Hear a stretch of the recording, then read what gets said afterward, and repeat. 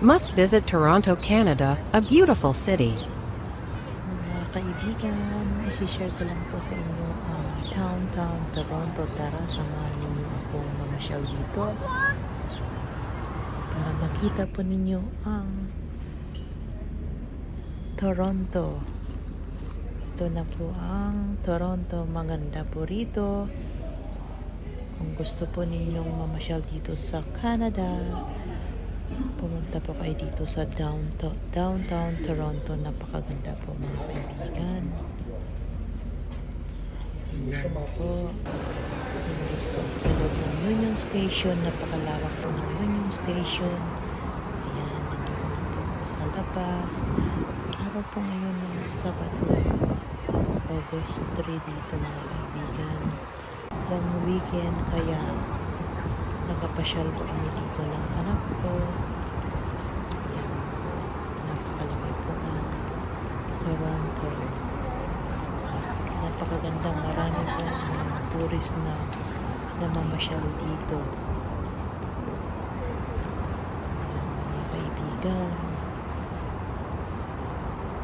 napakita ko po sa inyo para makita po ninyo ang Canada.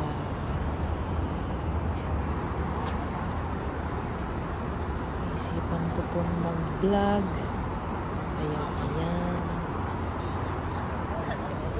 nakapag-vlog po tayo ng kaunti para makita po ninyo ang Canada mga kaibigan. Yan, maya-maya punta na tayo doon sa harapan ng CN Tower.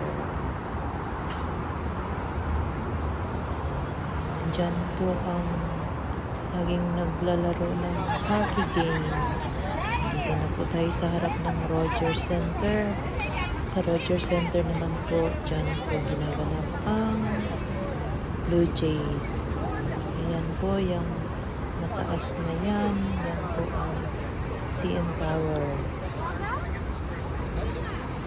Magkatabi lang po. Ayan. Yung mga bisikleta na po yan ay pwedeng i-rent yan. Marami pong mga tao na masyal dito.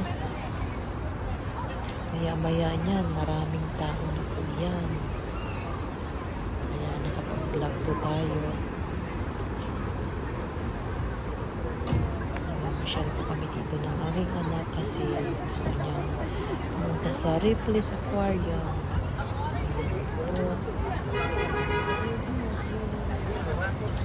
Nakikita po ninyo yung CN Tower, napakataas po yan. Marami po pupunta dyan ng mga tourists. Kumbaga sa Japan ay mayroon Tokyo Sky Tree. Ito naman mga kaibigan sa Toronto is CN Tower. Napakataas po yan. Ayan, napakaganda pong view dyan.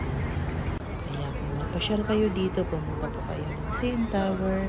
Ito naman po ang mga lumang train nung araw. Dyan po nila pinapark. So marami pong namamasyal dyan for tourist attraction. Ayan, pwedeng pumasok dyan sa mga train na yan. At makikita po ninyo yung mga nung unang panahon na train. Ngayon ang Ripley's Aquarium mga kaibigan. At maya-maya pupunta kami dyan dahil gusto ng anak kong pumunta dyan. Ayan mga kaibigan, ang mga train. Maganda po rito. Dinadayo po talaga dito ng mga turista para tingnan po nila yung mga nung araw na train na naka-display dito. Ayan, maganda po dito maglakad-lakad at open po ito sa lahat. Ayan, napakaganda po rito. Kaya pumunta na po kayo dito sa Canada at mag-tour kayo dito mga kaibigan. At very beautiful po dito. Ayan po, lakad-lakad lang po ako. Yung aking anak ay nag-aantay doon Sabi ko sa kanya, magpa-vlog muna ako. Ayan, ang gaganda ng mga train, mga kaibigan. Oh, pwedeng pumasok dyan at matingnan. So, nakikita po ninyo, marami pong tao dito. Minsan, magre-relax po sila dyan kasi maraming mga upuan. Ayan. Minsan, may mga artista dyan namamasyal. Yung artista natin sa Pilipinas, sadyang pumupunta sila dyan, mga kaibigan, at pinapasyalan nila dyan ang mga train kasi maganda.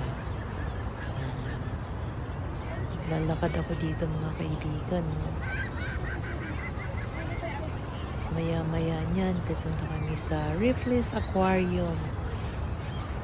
Dahil hindi nagsasawa ang aking anak.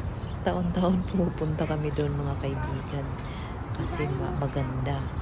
Maganda yung mga isda doon na makikita. Ayan, may release na train pa. So, nung araw, mga kaibigan, dinisplay nila dyan. Ayan. Hindi po kayo magsisisi. Pumunta po kayo rito at mag-vlog. Yung mga vloggers dyan. Dito po kayo mag-vlog sa Canada. Marami po kayong mag-vlog dito. Dahil maganda po rito, mga kaibigan. Ayan. Lakad pa more. O diba, mga kaibigan, napakaganda. Hindi pa yan lahat. Pag napunta pa kayo doon, banda sa Eaton Center, napakaganda mga kaibigan. Ayan ang Ripley's Aquarium, napakaganda sa loob. Marami pong salamat. Please like and subscribe. Thank you for watching. Hanggang sa susunod. Magkita-kita po tayo sa susunod kong vlog. Bye-bye!